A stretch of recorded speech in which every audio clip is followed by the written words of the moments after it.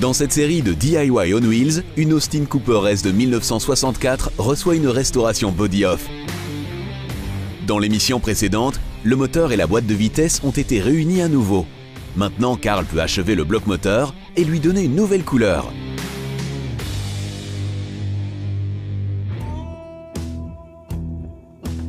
Voilà le joint que nous avons utilisé pour mesurer l'engrenage intermédiaire. Nous allons donc réutiliser le même.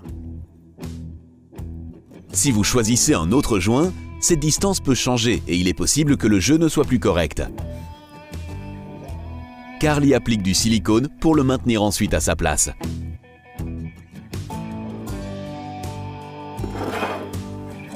Le couvercle d'embrayage peut alors être remonté.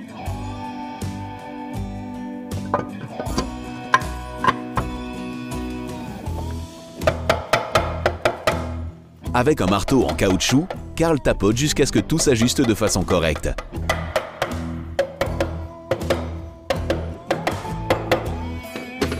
Puis, tous les boulons peuvent être replacés. Les boulons intérieurs sont pourvus de plaquettes de retenue. Celles-ci évitent que les boulons se détachent et aboutissent dans le bloc moteur.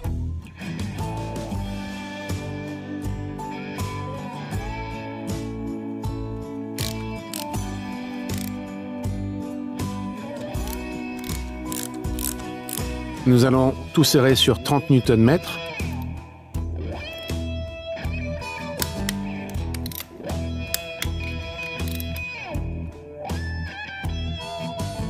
L'un d'entre eux n'est pas accessible avec la clé dynamométrique. Nous le serrons au feeling.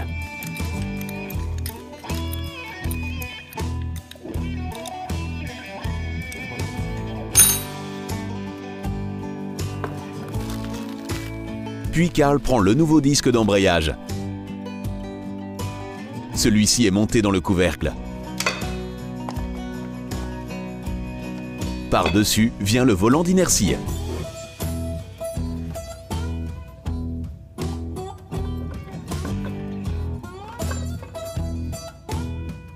Le volant d'inertie est placé, mais nous devons l'aligner avec le vilebrequin.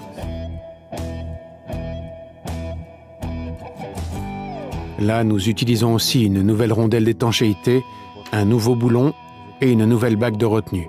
Du reste, on y voit un excentrique qui ne se situe pas au centre et que nous devons monter correctement. Cela correspond.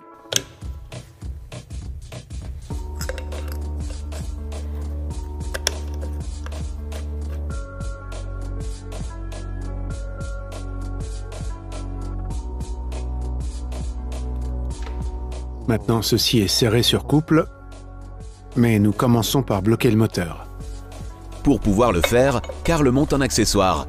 Celui-ci s'agrippe dans un engrenage et maintient ainsi la plaque pendant le serrage.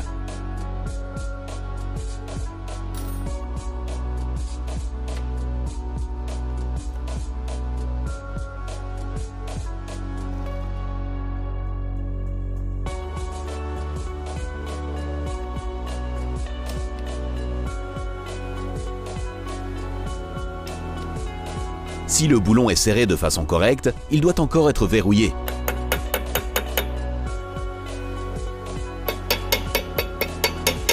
Puis, l'accessoire peut être retiré.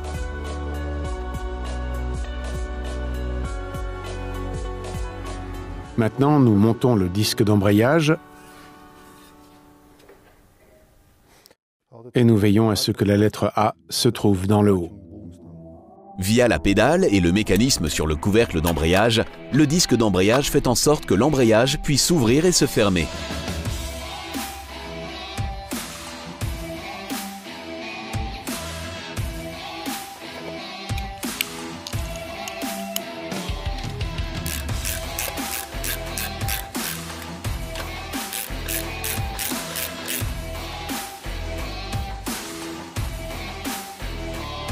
Ceci est serré sur 40 Nm.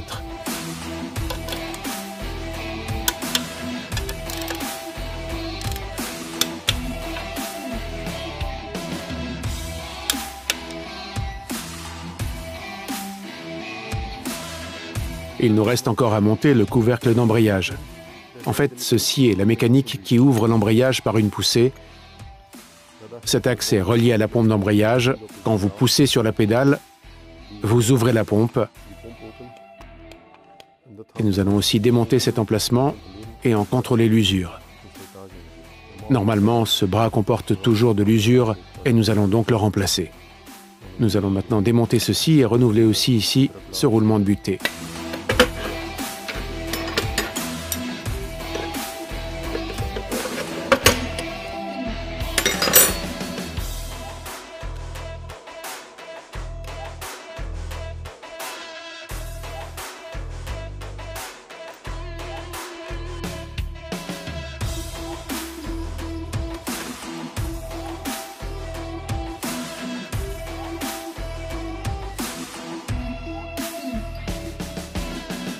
Il comporte un peu d'usure.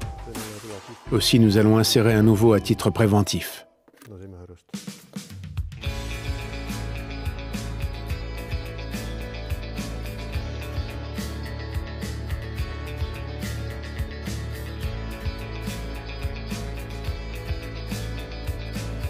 Nous allons reboucher ce trou avec de la graisse.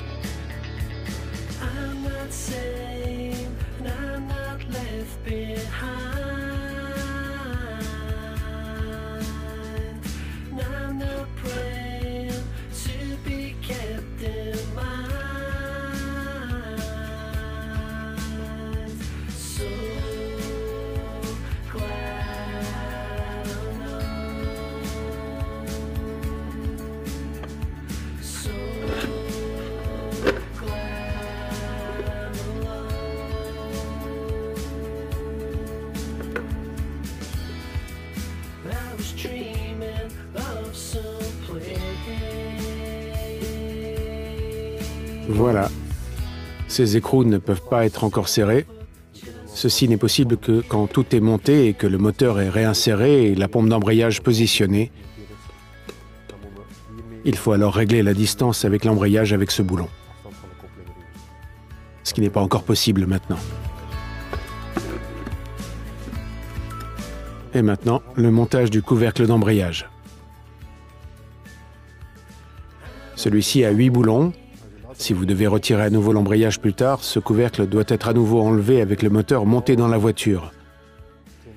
Certains ne montent pas ces 2 boulons parce qu'ils ne peuvent pas y accéder lors du démontage du couvercle à cause du châssis qui fait obstacle.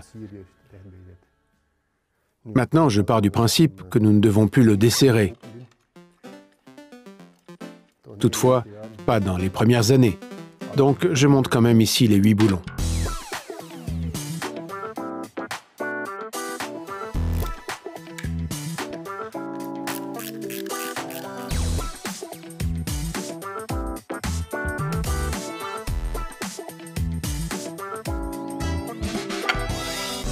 Maintenant, nous allons tester l'embrayage.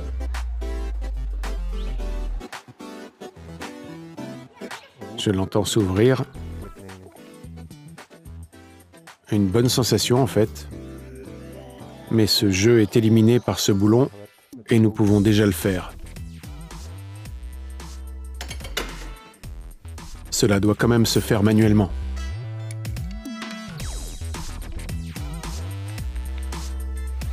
Autrement, la pompe doit pomper une trop grande distance. Et vous touchez presque le plancher quand vous enfoncez la pédale d'embrayage.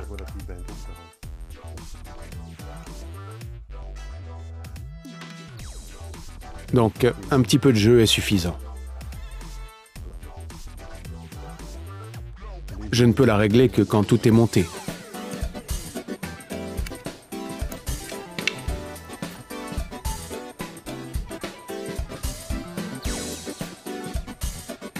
Maintenant, nous allons tout monter dans le haut, dont le couvercle de soupape et le logement du thermostat. Ceci est le thermostat pour ici. Si vous montez un tel thermostat pour la Mini, veillez à en prendre un avec une purge. Cela permet d'évacuer toutes les bulles d'air du circuit. À froid, il est fermé. Ici, celui-ci est à 82 degrés. À 82 degrés, cette soupape s'ouvre, ce qui permet à l'eau de refroidissement de s'écouler du moteur vers le radiateur pour refroidir. Ceci est intercalé pour que le moteur puisse atteindre rapidement sa température de fonctionnement.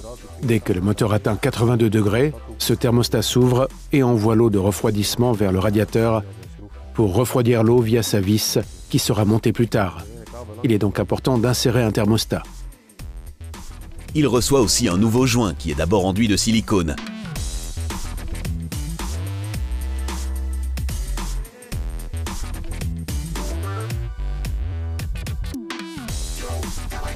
Le logement du thermostat se place par-dessus.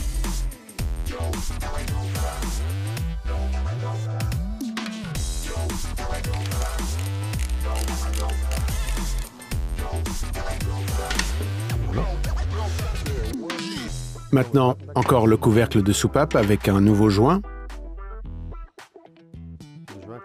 Nous collons celui-ci sur le couvercle de soupape et non pas sur le moteur. Si le couvercle doit être retiré pour pouvoir régler les soupapes, notre joint continue de bien adhérer à notre couvercle. Si vous le faites des deux côtés, vous pouvez commencer à nettoyer.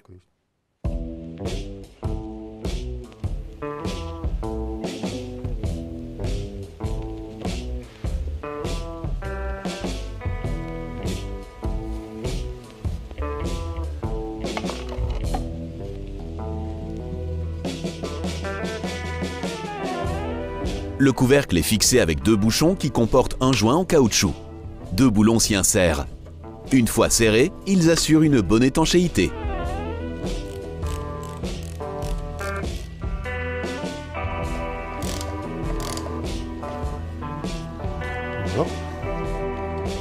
Maintenant, je reboucherai les trous avec quelques anciennes bougies. Ainsi, la peinture ne pénétrera pas dans le moteur tout à l'heure.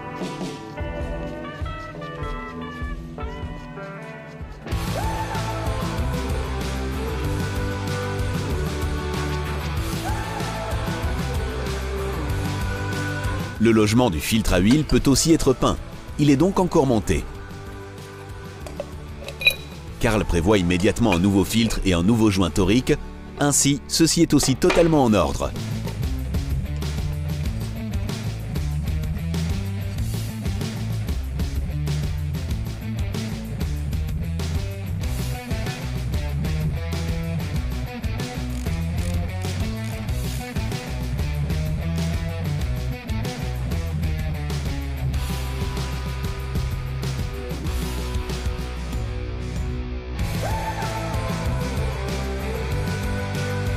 Je vais maintenant entièrement dégraisser le moteur pour le peindre par la suite.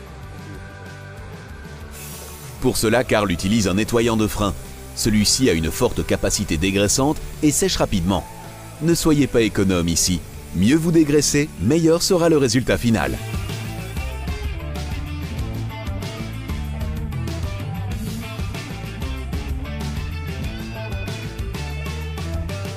Puis, sécher par soufflage d'air.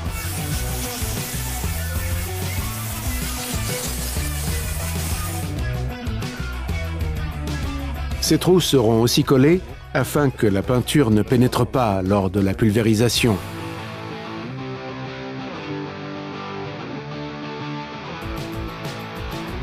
Les trous dans lesquels doit s'insérer le cardan sont aussi refermés.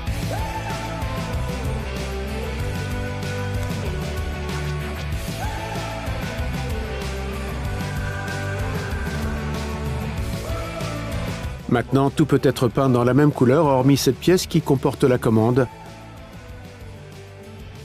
Celle-ci conservera la couleur aluminium.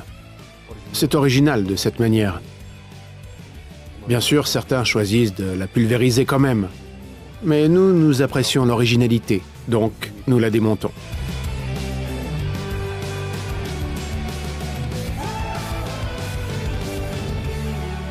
Et puis Karl peut utiliser les aérosols. Il utilise la couleur verte originale et l'applique en fines couches successives.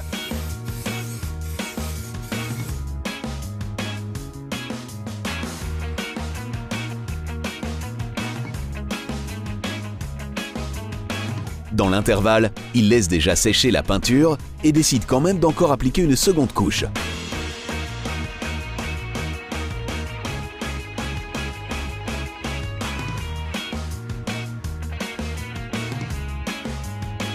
Le résultat vaut le coup d'œil. Le bloc paraît neuf et peut être remonté dans la Cooper. Mais vous le verrez dans une prochaine émission de DIY on Wheels.